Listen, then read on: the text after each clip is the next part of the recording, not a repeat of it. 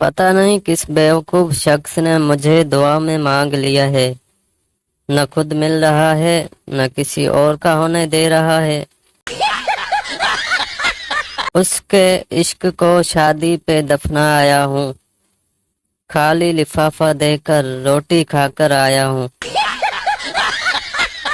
मेरे दर्द की तुझे क्या खबर, 2 घंटे पहले मोबाइल चार्जिंग पर लगाया और बटन ऑन ही न किया।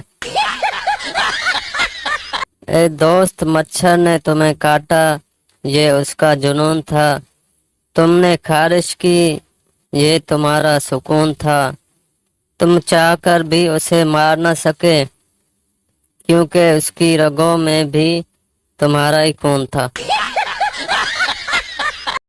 लड़का होने का एक फायदा ये भी है, जब बेइज्जती होने लगे तो चुपचाप घर से निकल जाओ।